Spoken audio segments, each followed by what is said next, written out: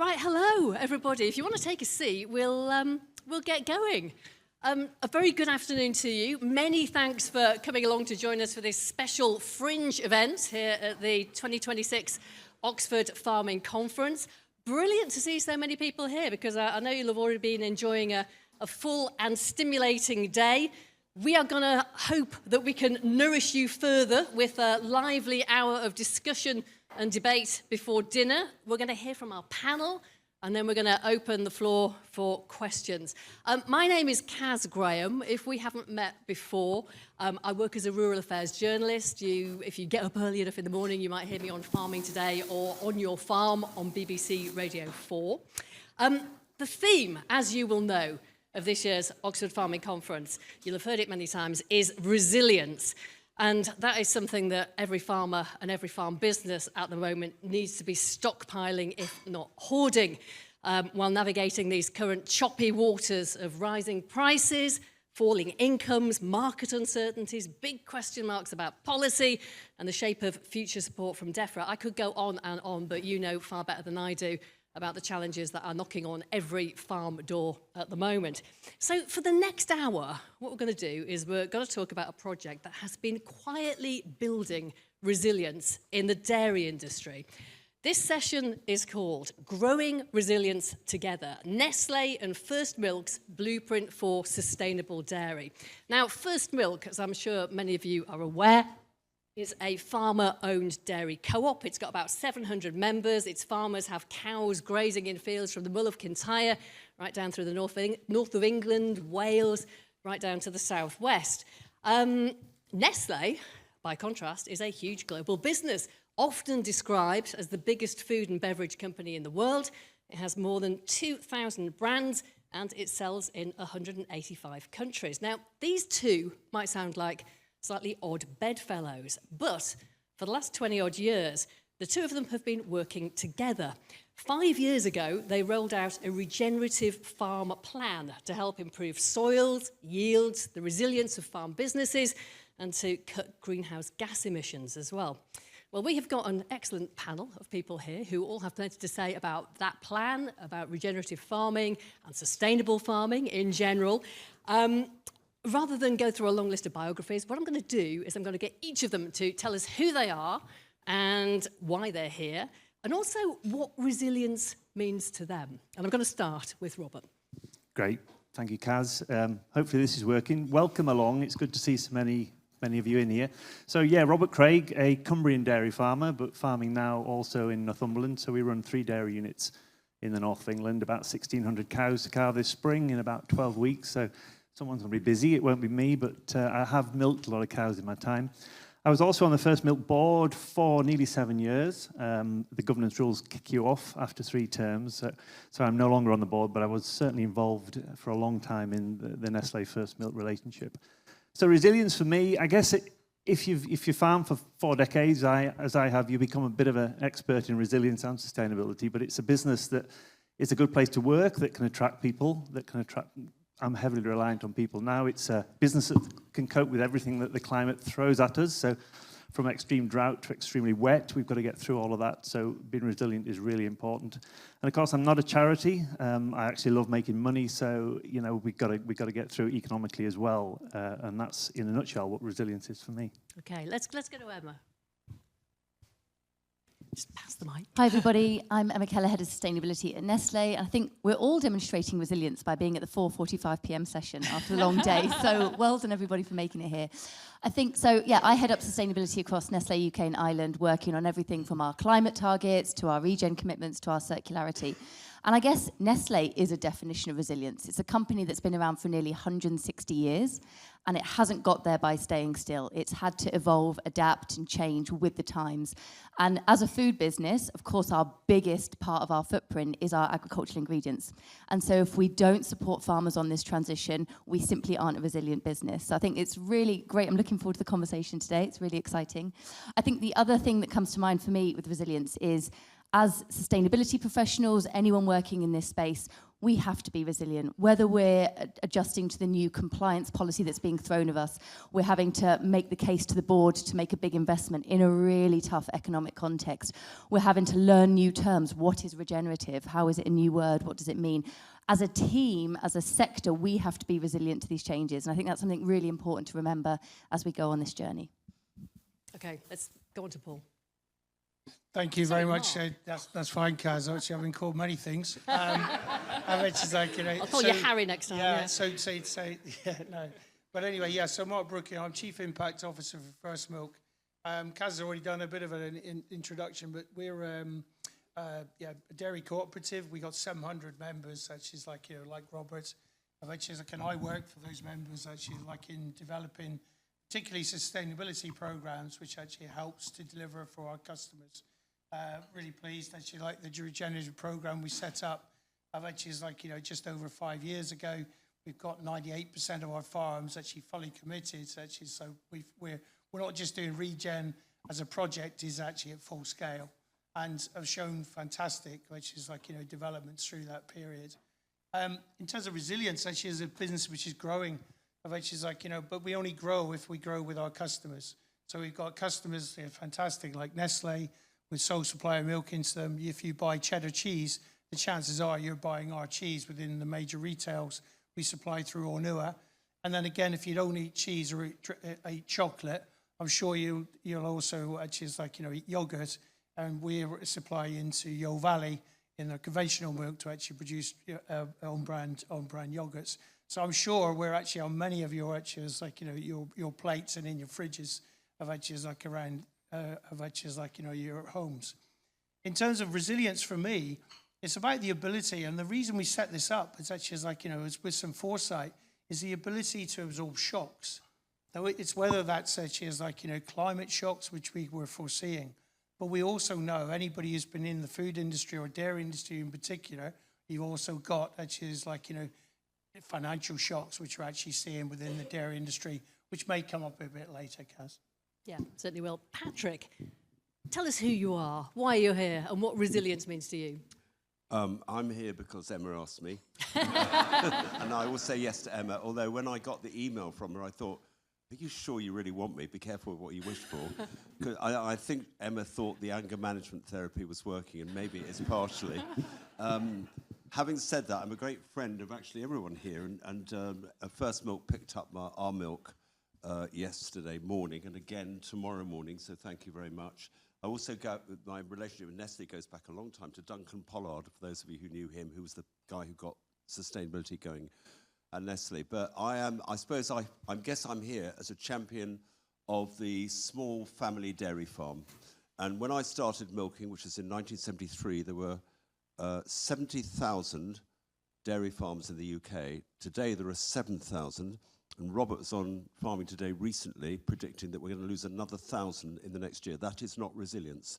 And I'm a passionate supporter of the social and cultural resilience, or the need for socially and culturally resilient small dairy farms. Great stuff, thank you. So we have everybody here, we have a great panel. Let's kick off by talking about regenerative farming. It's still a relatively new kid on the block. There's no official definition about what regenerative farming actually means. Can we throw some ideas around about what it is, what it means to everybody on this panel? You talked about how, that's one of the things about resilience for you as a business, to work out what it is and what it means. I want to kick off with Robert, actually, with the cows in the fields. Tell us about how you got started with regenerative farming, when it first got onto your radar, Robert. Yeah, all right, Kaz. I got the grass bug probably mid-90s. At the point then we were increasingly on a treadmill towards higher production. The genetics were driving a system of farming that meant high yields, it meant housing cows, it meant midday feeds, it meant putting silage in front of them just after we'd made it. So I got a bit of exposure to some New Zealand consultants, and that sort of started to make me think how well suited that system was to the land that we had up in Cumbria. Now, we started talking about regenerative systems, I don't know, 5-6 years ago on the First Milk board, and I thought, well, crikey, this is kind of what I do, really. But I'd already highlighted the real risk that we had, the weakness in our system was our sort of addiction to nitrogen fertilizer. And how do I get, I mean, I've known Patrick now for probably about 15 years, and we've had so many conversations about what would it take for me to give up nitrogen? You know, how do I transition away from what we're doing, which was, you know, if you like, a really good blueprint for generating cash, growing a big business, but the weakness was nitrogen. So how do we get there? And you know, who funds that transition? How do we develop a more sustainable, more resilient system of farming, if you like? And I think that's where regen comes in. So it's about understanding really the different species we need to, you know, if we go through a drought with nitrogen grown grass, we've got a lot of activity on the surface. We don't have any deep roots. So if you start to wind back the nitrogen, start to put in different deeper rooted species, you actually start to make yourself a lot more resilient, and you're actually more regenerative at the same time. So just briefly, how has it changed your farming practice then? So we've wound back a long way on the nitrogen. We were fairly typically 250, 300 kgs of N per hectare. We're of the 3 units now, we're sort of 60, 70 kilos of N, and that is on the shoulders of the season. We're using more multi-species, so on all 3 farms, we're using deeper rooted, sort of plantain, chicory, those sort of things, even red clover that we're not really used to growing, but we're trying to do that. We were already grazing. Rotational grazing is a huge part of regen ag, and we'd already kind of perfected that. But you know, the big win for me is moving away from nitrogen. That is, I mean, that in terms of emissions, in terms of you know how the plants react when you go through a dry period. It's that's and in terms of cost as well. Presumably, you're not paying for all that nitrogen. Oh, well, absolutely. Well. I mean, there's nothing like nitrogen at £1,000 a ton to really focus your attention on, as it was during COVID, after COVID, whatever it was. Yeah.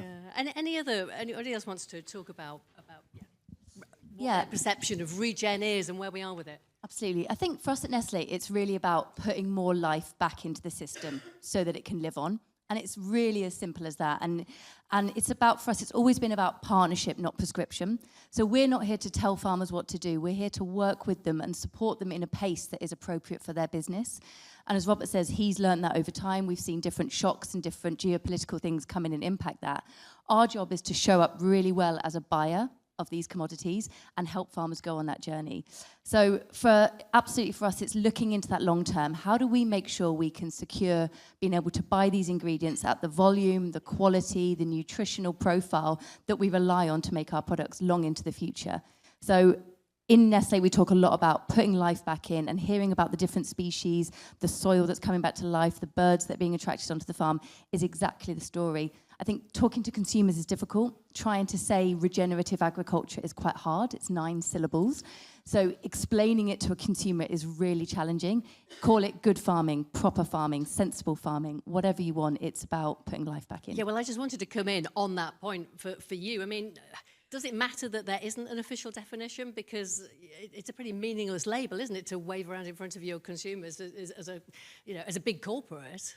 I think that's absolutely what we want to avoid. Regen farming is not about putting a slogan or a logo onto pack. It's about showing continuous improvement. It's about bringing the lived reality of our farmers to life, because if we don't do that properly, it simply won't be credible and it won't last.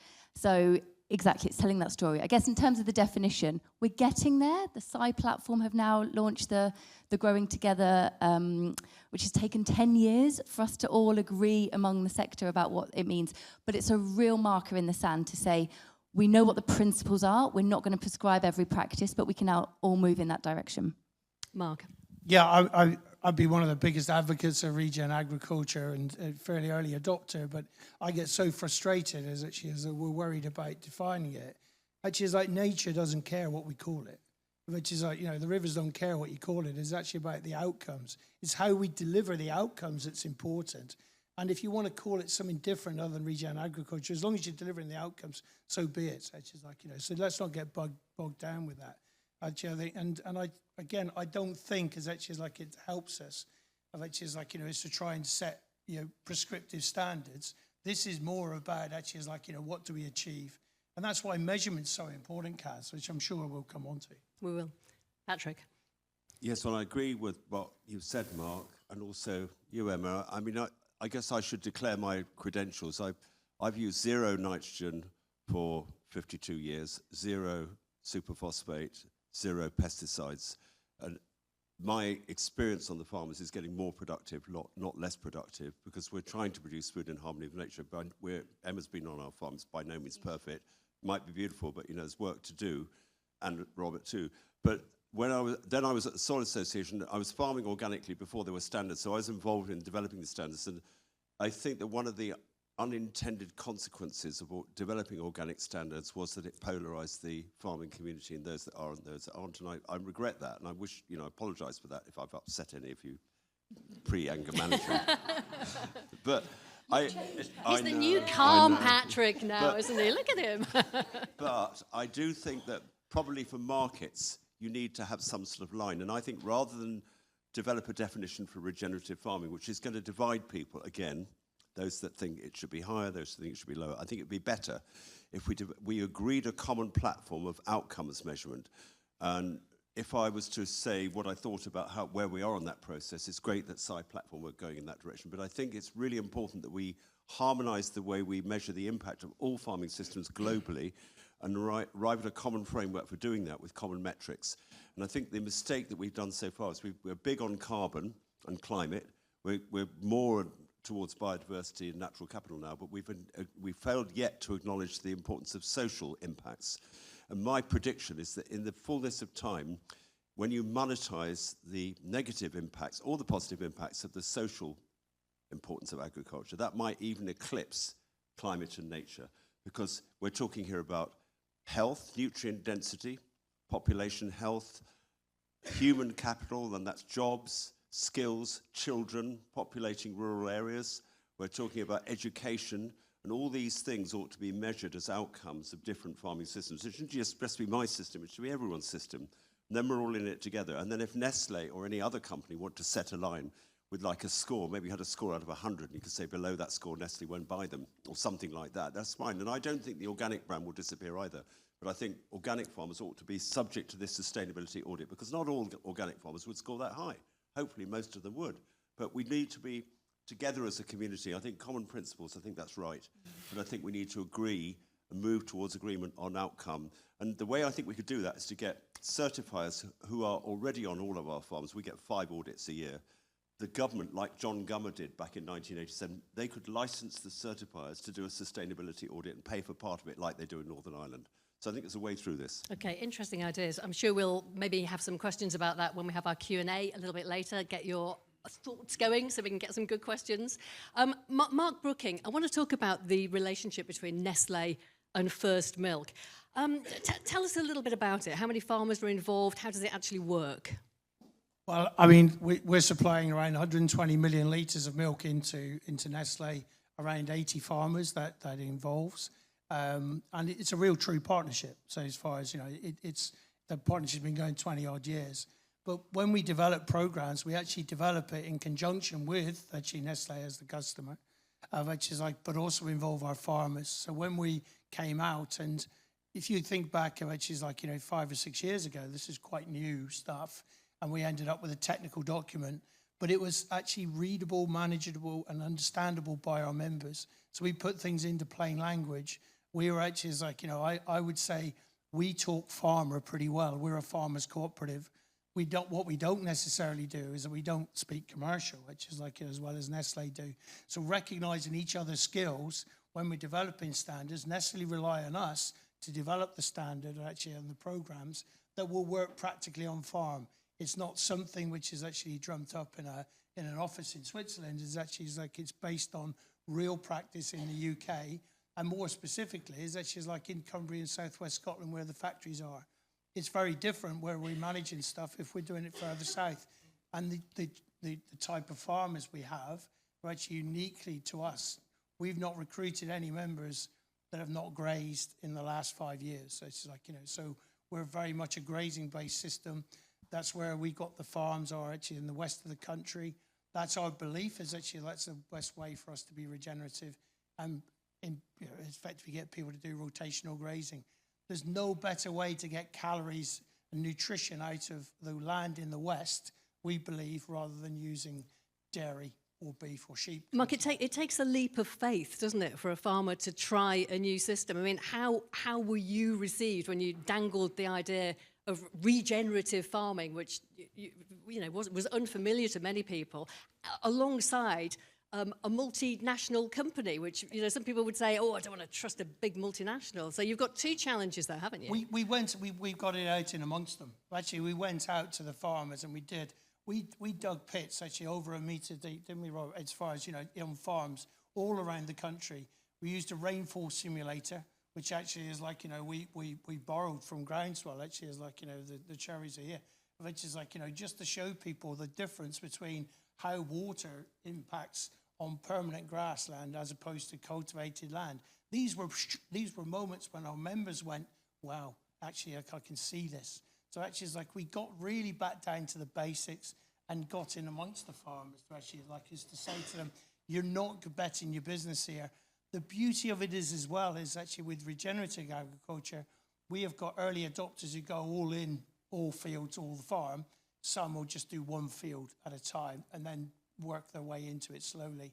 Again, another reason why I think it's been so successful, whereby now actually 98% of farmers put all their fields in, and we've seen that grow in terms of the score, which is a measure of the biodiversity, carbon and water protection, has nearly doubled in that 5 years. That's been individual changes on 25,000 fields around the country. It's amazing to see. But they've done it without coercion, which is and a slight a diversion of money from the milk price, which is we've taken, and additional support in particular in this instance with Nestlé, to actually in particularly doing some of the background work with analysis, etc. What's in it for you financially, Robert? If I can be as sort of blatant as that. Yeah, just on the wider membership, I think Mark will agree. It's really inspired our membership. It's shaped the direction of First Milk now, and Mark alluded to the Yo Valley partnership as well there. And it's actually starting to drive a completely different agenda for a cooperative. Way back when we started we had the Nestlé agreement. It wasn't called regenerative, but we couldn't get on any environmental schemes. There's nothing that really fitted what we did, and there was incentives then built into the Nestlé contract. To plant trees, to plant hedges, to reconstruct stone walls. We've got nearly 4 kilometres of hedge that we didn't have. We've got 3.5 hectares of woodland that we didn't have, all on the back of this contract before we started to sort of develop the regen and the carbon side of it. And the contract gives you a financial incentive to do all of those things. Absolutely, yeah. There is, and that is where the resilience economically comes from. This is, if you like, helping us through the transition. It's often questioned, who is going to pay for the transition? Well, we've got the largest food company in the world helping us through the transition, and it's a great example of what big food can do with small farmers. Yeah. And I'll just build on that. This has been a leap of faith all round. So we're celebrating our 22nd year of working together, which is quite unusual for a supplier-buyer relationship. And we're really proud of it, but it's changed so much. 22 years ago, before my time, it was purely a supplier-buyer. Here's a contract, we buy your milk, that's it, closed door. Now it's very much we sit together, we work together, we've built a lot of trust. There's been highs and lows, pitfalls and peaks, and we've had to go through that together to really understand what we're trying to do and how we incentivize farmers. And we've done that by being committed for the long term. We're here to stay. This milk goes into our Kit Kats that we produce. 2 billion fingers of Kit Kat a year is containing First Milk milk. Goes into our Nescafe frothy coffees. These are products that are in 97% of UK households. So we're there for the long term. The second thing is we've been really transparent, a transparent incentive pricing model for how farmers can go on this journey and what rewards and incentives they can get. And then it's about absolutely that partnership piece, working together, listening to each other. And I think that's how we've got to 22 years, and we're really proud of that. I mean, some people would say it all sounds marvellous, absolutely fantastic. However, I mean, it's great PR for you, isn't it? People will wonder what's in it for Nestlé. I mean, you have got, for example, your website says you've got over 150,000 dairy farmers in 25 countries. This sustainable milk plan involves 80 farmers. I mean, it's not very many, is it? It's not very many compared to our global scope, but as Mark says, it's providing 100% of the milk that goes into the Kit Kats we make and confectionery products we make every year. So it's huge, and it's actually been recognised as a blueprint within Nestlé globally. But you cannot compare how we work in the UK with Cumbrian and Ayrshire farmers to how we work with dairy farmers in Pakistan or India. It's a very different model. And I think that's something as Nestlé we have to do. We have to recognise that we're committed to regen, but the approach we're going to take worldwide is going to differ. I want to ask you specifically, Patrick. You know, some people accuse, well, not accuse, that's the wrong word, but some people might wave the name of greenwashing around for things like this. And I don't know, you're very well recognised in the industry, as we've been talking about, for banging the drum for organic and sustainable farming. How do you feel when these big global companies like Nestlé kind of come in and embrace regenerative farming? Do you get at all cynical about it? No, I don't. And I think what you're doing, starting with a small group of farmers and getting it right in one country, is the right solution. I think many very large food companies, and not just food companies, don't want to become Kodak at the moment. And I think there's a very disruptive time ahead. And I think for Nestlé to think hard, as I know you've been doing right from the top down for quite a few years now, about what that journey would look like, and being honest about it and translucent, what's the word? Transparent about it, is completely right. So I'm also think it's really important to avoid greenwash. And so it's complicated, isn't it? And I think that so far progress is being made. And like with Robert is he's a very honest man, Robert. And the fact that you said you'd like to go more in the direction that I'm in, but you can't, I think is the truth for retailers, for big food companies, and for larger farmers who become dependent on it's get big or get out, basically. It's been the message for a long time. So I think we need to keep a close eye on what's going on and avoid greenwash, but I think we should celebrate the fact that large companies want to get involved. What can regenerative farming learn from the whole organic process, from what you've gone through? I would like to think, maybe this isn't true, that organic farming, if it isn't regenerative, clues in the name, it should regenerate social, climate, and nature capital, because that's what we've forgotten. We're at the end of an extractive period of agriculture, no fault of anyone in a way, except all of us, where we've dined out on accumulated natural and climate and social capital, and now we need to put it back. And I think that would unite all of us. And we need to measure outcomes, because that's the first thing to do, and then reward the farmers that are generating renewable capital, and monetize it as well. And I would say about how much money that would need. I just came out of another session at the other conference on the financial viability of small family farms. And we had not Tim Mead, but Yo Valley were there, a woman who works for Tim Mead, and a small dairy farmer.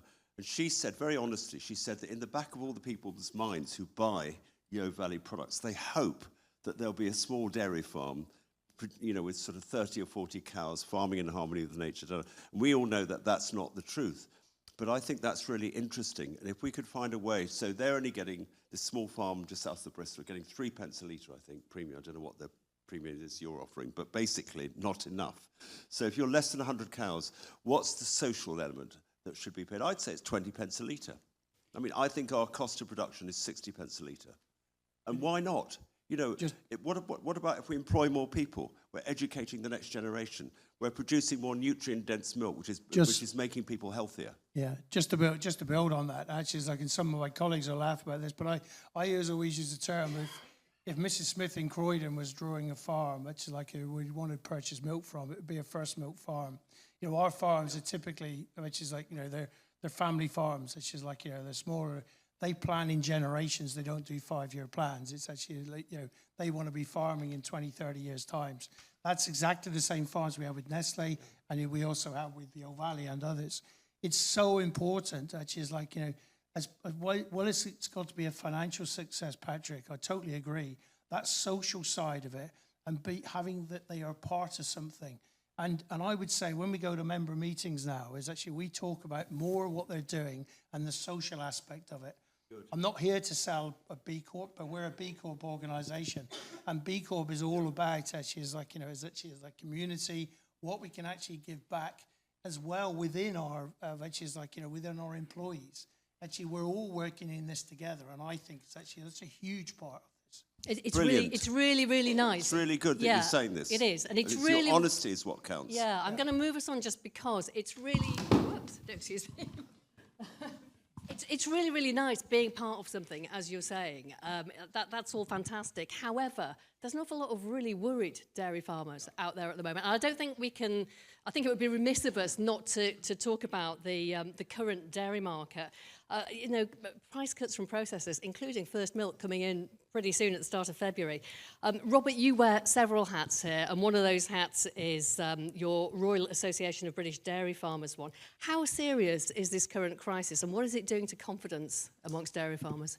Yeah, it's serious. We're in probably the third similar cycle, and there's a different set of circumstances each time that lead us in and lead us out. What we're seeing, and I'm a bit of a nerd, I kind of track all this stuff in the front of a little book at home, and I kind of try and work out when we're going to get out of it. And I'll probably be wrong, so I won't say when I think we're going to get out of it. But do share. We're finding an overreaction both on the way down and on the way up. So, the price will fall lower than is realistic, and it will also peak out higher than is realistic at the other end. We were really short of market signals in the spring. We went through the spring peak, steaming ahead, loads of milk that we couldn't even process in the country. But the financial market signals were, keep on going, boys, produce even more. We had low feed costs, we had less production in Europe, New Zealand were dry, and then all of a sudden we get to the end of the year, Europe picks up, feed is still cheap, New Zealand gets off to a great start, and the world is awash with milk, and is still awash with milk. So it's going to be long. I don't think milk prices will pick up until towards the end of this year, and even if they do then, we've got a long tail of production, a lot of product sat that we'll need to find a market. So we've either got to get out there and promote what we do and sell more, discount, I don't know what it is, but we don't seem to be particularly good at doing this. We just seem to throw our hands up in the air and say, oh my God, we've got too much milk. But, globally we need to promote what we're doing and promote dairy like never before, really, to get us out of this. And we will come out of it. There's no doubt we'll come out of it. But as Patrick alluded to, there'll be, 500 to 1,000 producers less at the other side. I don't think I agree with this idea of promoting things. And we've just seen carrots at, 8p a kilogram or whatever it is. The supermarkets selling vegetables. I'm a carrot producer as well. And we're getting a really good price for our carrots because of a coalition between a company called Castell Hall, actually they're represented in this room, and the Welsh Government. The last thing we want to do is for supermarkets to sell anything as a loss leader to get their customers in to make profit on the ultra-processed foods. That's not what we want. And I think that we need a solution to this. And I'd like to ask you, Robert, what your solution is apart from promote and accept another 1,000 dairy farmers going. And I think my solution is to pay farmers a social premium. And briefly, when I say promote, I don't mean loss lead, Patrick. I mean the price we're receiving or will be receiving for the next period of time never finds its way through to a supermarket shelf. And that is a big problem for the industry. We see milk and every other product sat on the shelf at the same price it ever was.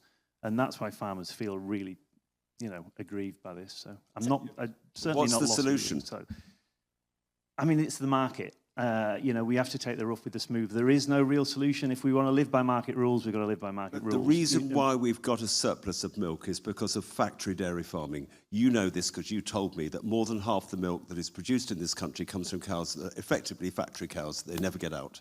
So that's not right. And how do you change that, Patrick? We've got to realise where we are. We cannot go back to 50 cow herds. Not back, it's forward. I want to get back onto regen farming, and I want to ask Mark. In this current climate, then, what would be your perspective on the idea that regen dairy farming, is a bit of a luxury? Basically, it's got to be subsidised, hasn't it, by Nestlé or whoever else wants to subsidise it? I think, you could look at it like that, but for me, it's actually like being a Brazilian. The time actually is like you don't want to be investing in this actually, and in times of when the milk price is high, this is the time when you need it, is that resilience to be able to actually to withstand actually the changes in market. But the opportunity here, which which our aim is to get every single member onto actually earning over and above our standard litre price, which is what people compare, which is like, we haven't got enough, but we are paying people for their social benefits, which is like with Nestlé, with Yo Valley, with the Naturally Better Dairy Group, but also even outside, we're now getting benefits coming from, which is like, whereby we're sequestering water. So that's, which is Princess Gate Water in Pembrokeshire. Our members down there are being paid circa £5,000 for sequestering water, which is like, if I'd have said that 2 or 3 years ago, people said, you're mad. We don't sell water. I said, we're First Milk. We're not called First Water yet. But as far as, the fact of the matter is, we need to be able to sell additional benefits, which I believe farmers are well placed to deliver. Who else can deliver these benefits other than farmers? So that needs to be over and above. It doesn't just come for free with the product. So we can't just give that away. What we need to do is to extract value and put it back into farmers' pockets. And whether that's for social benefit, Patrick, or whether it's environmental benefits, they need to be. But I think they almost need to be separated out to actually, is to recognise the difference. So that if somebody doesn't want to buy, which is like, milk from cows which are housed all year round, they have a choice. If they don't want to actually buy chickens, which is like, managed in a certain way, and surely that's going to come down to labelling. If we had the true price, which is like, of things on the labels. True cost accounting, absolutely. Yes. And let the market decide, to Robert's point. I want to let Emma come in. Sorry, Patrick. I did tell you I'd be spice bossy here. up here, Yeah, but- this is great. And I think it's fair to say that now asking for regen might feel like the worst time for farmers, because we know when margins are tight, survival has to come first, and we're very conscious of that. But I'd actually argue that price volatility is the perfect time for us to talk about this, because this is about investing over the long term to build that resilience, not about just responding to short-term price changes. Like this is the cycle. We know that's going to happen. So for us, it's about being really honest about the pace of change and the support that's going to come with that transition. And we've situated our factories in these supply sheds of milk. We're committed to the farmers in that region for the long term. And so we're in it for that long term. How do we help them through that transition and build that resilience together? We can't audit our way into resilience. This isn't a checklist of things. This is about working in partnership to genuinely build that land and biological resilience, but also that economic resilience. Okay, I want to put 2 more brief points to the panel before we open the floor for questions. Firstly, the Secretary of State, Emma Reynolds, announced this morning that the SFI will open again in June and September for different farms. Is there enough support for people who want to farm in a kind of regenerative way, in a sustainable way? Briefly, everybody, if you would. I think ELMS, SFS, SFI, I get confused because I'm Welsh, it's a car crash. I agree with what James Rebanks said when he was interviewed on Radical. Don't know if you heard that, but he basically said the thing about the hedges and edges incentive schemes, which are in at the moment, that by the time you pay to do them, there's no money left for your farming system. So I think the future of subsidies, if you want to call them that, should be to reward sustainable farming practice in the field, not hedges and edges. So I think they got it fundamentally wrong, but we've got to start where we are. And I think it's good that they're going to start again. It's good they're going to start again with small farms, but we need to see the small print. Yeah, no, I'd agree with that, Patrick. Certainly coming from, high up in the Cumbrian Hills, there are a lot of people that are missing out on SFI that were hugely benefiting from the area payments. I'm increasingly cynical of politicians, I think, having grown a business without a lot of support. I think, stick to what you know, align yourself with a buyer that's got the same values as you, and like you said, let the market decide, who actually ultimately flourishes from this. Politics is incredibly short-term for a long-term industry like farming. Great words this morning, sounded wonderful. We've heard that so many times before. What will we be hearing this time next year and the year after that? Probably much the same, and nothing much will have changed. Okay, that's great, thank you. Do you want to comment on this, or we could move on to the last thing to talk about, unless you've got something you... Just to very quickly say, our job as a buyer is to help create the economic conditions to allow you to have confidence to invest in the long term. And I think that's what we're trying to do through our Nestlé First Milk plan, is provide that demonstration of continuous improvement so that farmers can continue to invest, despite the changing policy. We have the same system across England, Scotland and Wales, so our regen programme. Fortunately, for those in England, benefited really well because at the time the SFI was actually benefiting. Did it make a difference? No, I would say we had more of a difference than ever the government scheme did because we actually went out and talked to the farmers about it. Okay. We've had a lot of talk about resilience today. This Nestlé First Milk partnership has it's shown it's got legs. It's been going for a pretty long time, more than 20 years now. Can we round off this conversation by talking a little about the future? How do you see regen dairy in the future of commercial dairy farming? Let me start with you, Mark, if I can. I think the big thing for us will be is when we get the measurement data back from all the soil samples between ourselves and Nestlé, which is like and Yeo Valley would have got the biggest soil carbon database in the world. I'm still led to believe, which is like so we're going to be able to prove that it works. Is delivering that outcomes and being able to say this is what agriculture can deliver, other than just fantastic nutritious food. I think will be what we'll be developing over the next couple of years. Okay. Patrick. I want to feel really optimistic about our farm. I've got two sons, both of whom left university after one term to come back to the farm. That gives me a lot of hope, but we've got to find an income stream to justify them staying. And I think that will be obviously to do with things like education, diversification, and hopefully more carrots. But the core of our farm income is milk turned into cheese. And so if we can't make that work, it's the kind of regenerative farming we are doing will not scale because I've got so many advantages. We've got so many advantages that, yeah, even for us at the moment, it's really tough. So this, just because I'm here and saying this, we need to scale this. I don't mean scale in the wrong way, I mean the right way. And the conditions aren't right at the moment. Emma, I mean, big corporations are often seen as the big evil bad guys on the scene, aren't they?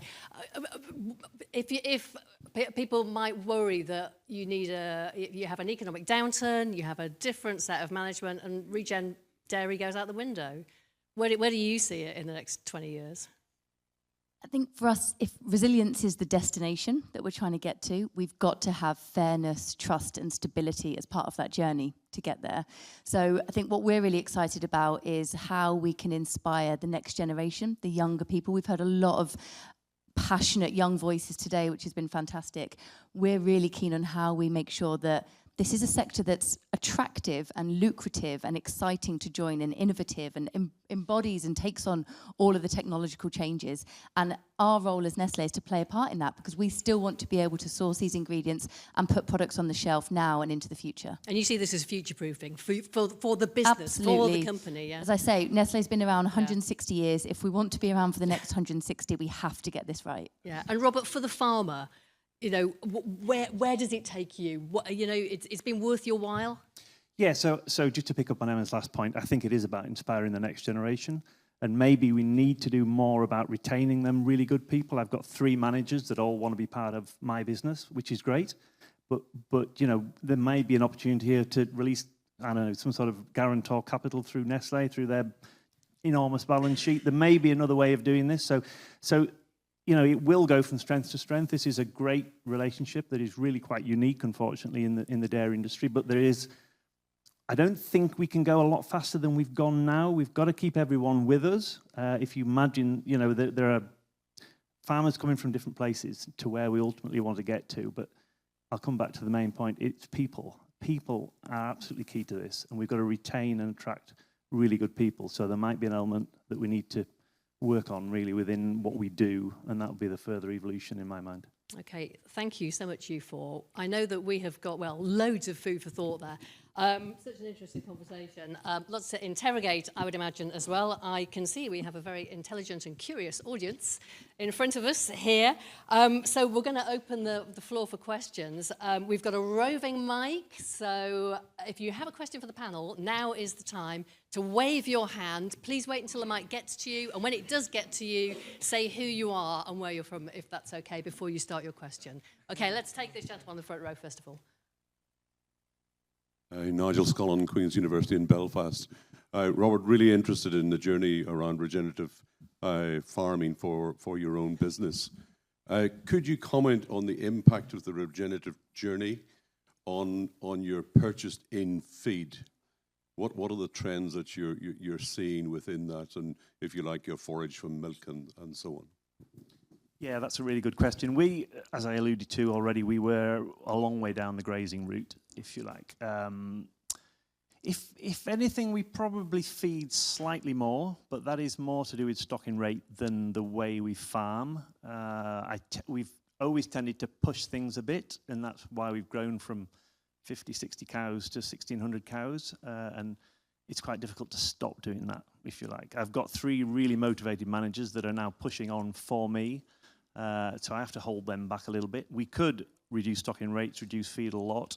We are finding climate challenge, you know, more so than, say, 40 years ago when we first, you know, when I first started farming. Most years seemed the same then.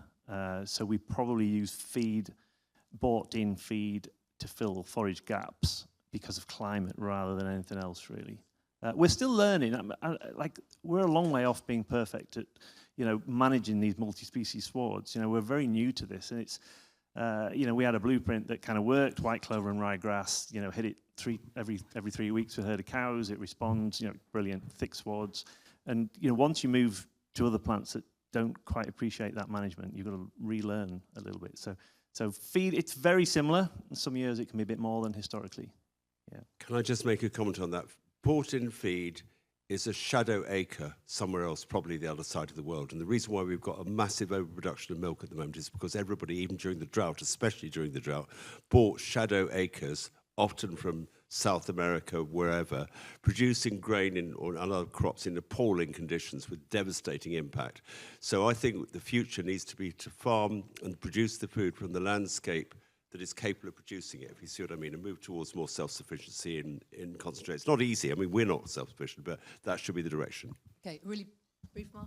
But the other way is the way that it's measured at the moment. The carbon footprint of the feed going in is completely wrong because it's a standard measure. So therefore, where the feed's coming from as you move away from the, if the ghost acres are actually is like, you know, just next door, it's totally different than if it's something produced many miles away. Okay, we need to change that. I'd like to take another question, if we can. We've got a gentleman here in the glasses with the strappy shirt, I think it is. Yes, yes. Tom Allen Stevens, Oxfordshire farmer. I lead the British On-Farm Innovation Network. Kaz, before I ask my question, could you bring your chair 2 inches forward? You're perilously close to the edge of the platform. My goodness. You're right. Thank you so much, Tom. Of you disappearing. So my question is more of a statement. Precision-bred crops are a great opportunity for growing resilience, for sustainable food production, and for the regenerative farmer. Discuss. Who's starting? I will, and I've got to state, which is like a link in. We're actually, as like, you know, part of a project working with Tom and Buffin, which is like, you know, is to research increasing the lipids in grass, effectively, which is like, you know, is to be able to actually improve resilience. So, does gene editing and the gene editing, you know, can it play a part in regenerative agriculture?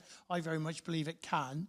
Which is like, you know, as long as it's well monitored, actually well controlled, it actually presents real opportunities out there for us to actually do regenerative agriculture far better.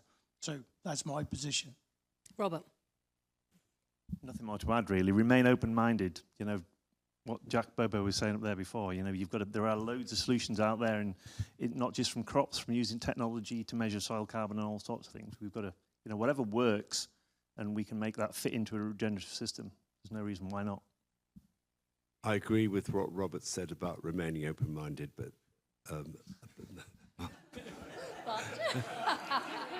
That's good. Let's move on.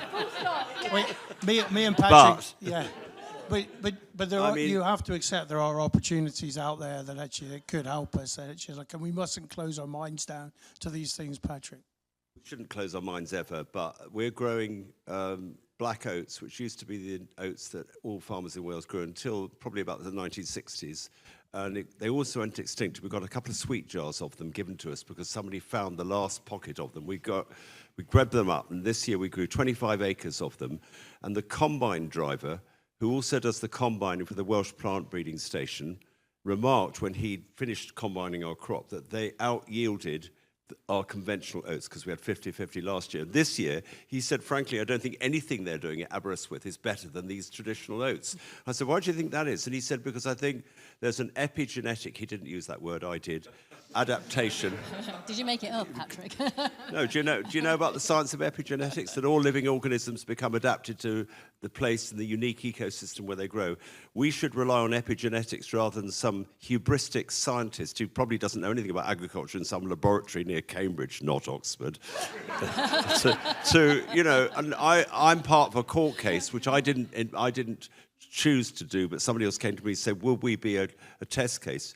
Because I'm worried about if this genie gets out of the bottle. It's the same as genetic engineering as far as I'm concerned. I don't trust that it just won't get about. So, sorry. I'd like to take another question. Could you give me a wave if you've got a question? Gentleman in the yellow tie, right at the front. Caitlin, I have to make you run around here.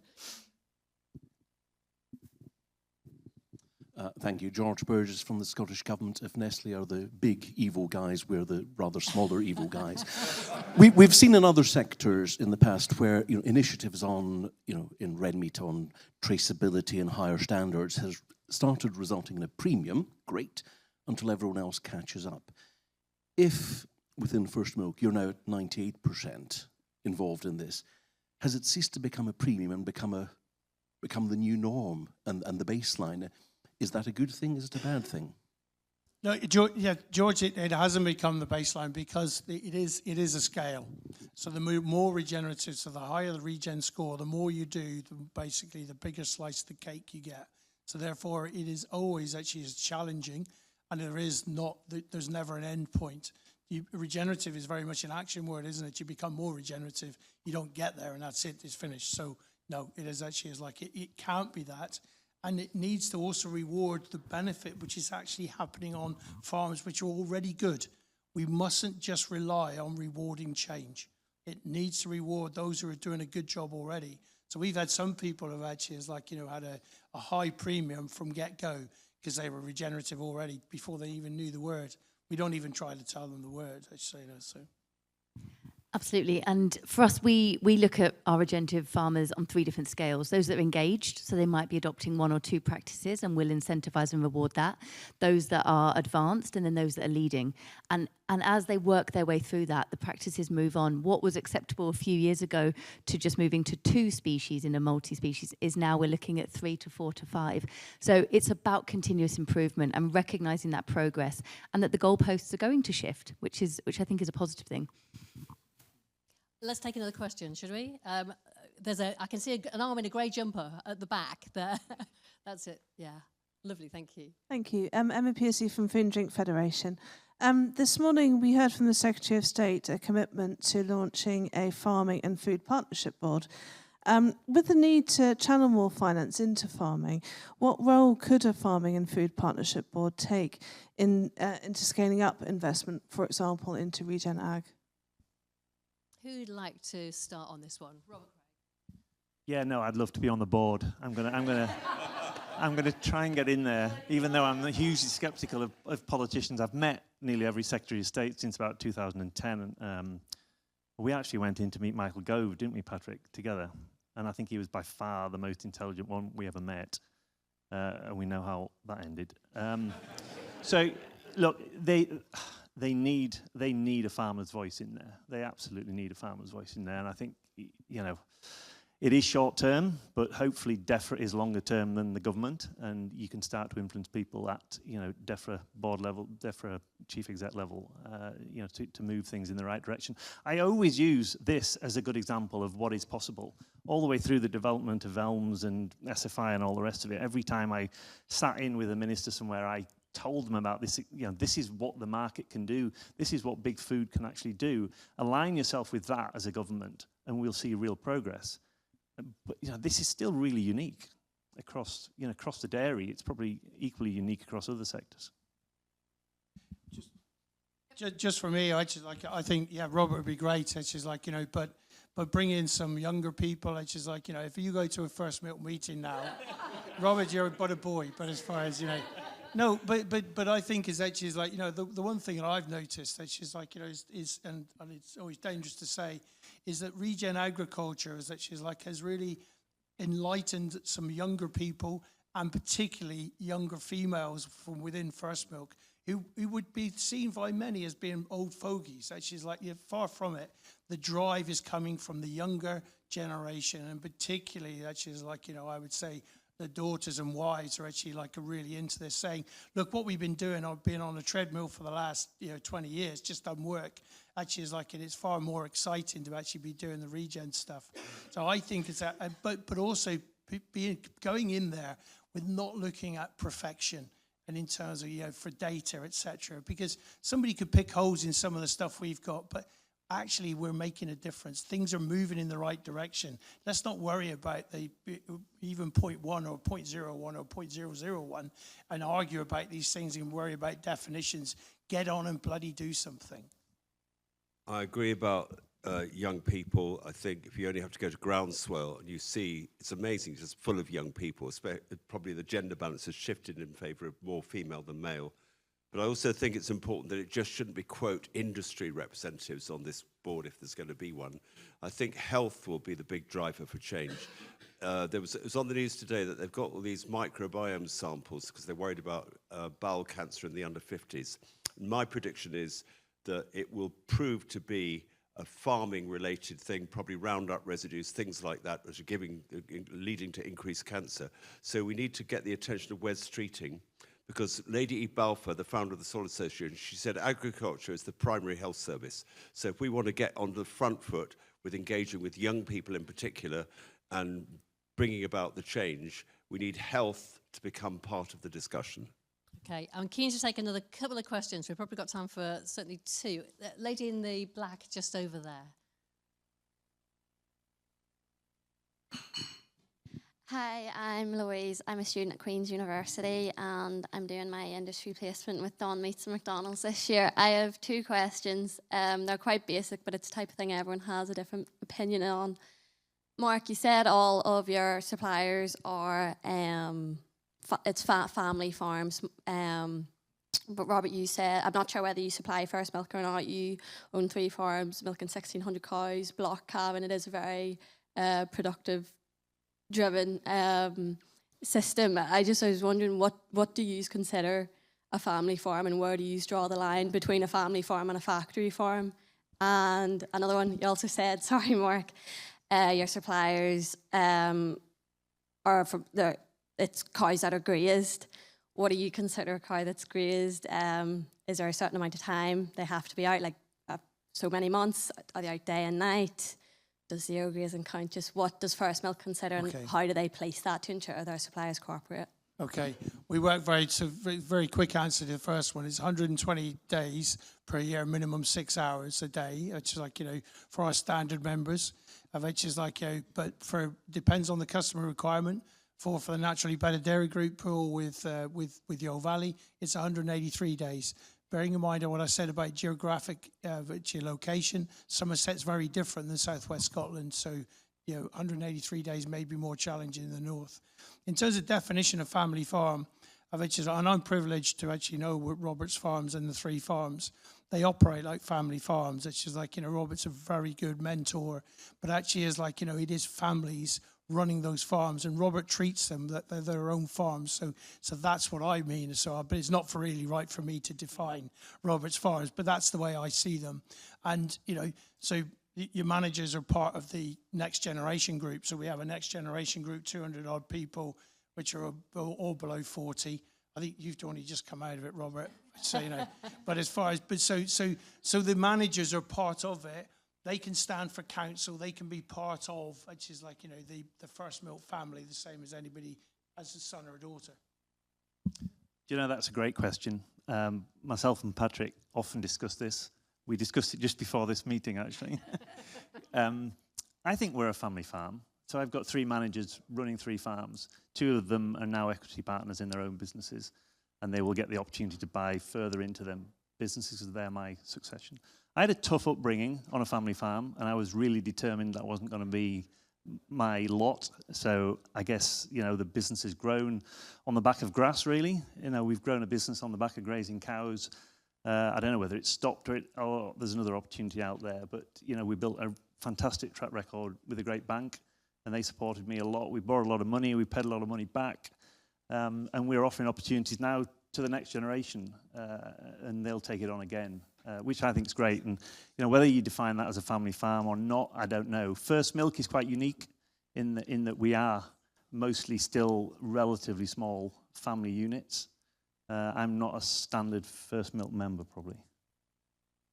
No, but again, linking back to Nestlé had started on this progress. So we're really actually like nerds on data. So we collect data actually on everything. So we know the number of actually females working on the farm, the number of people under 40. That was actually started by an initiative from Nestlé to say, do you know these numbers? So therefore it's important to actually record it.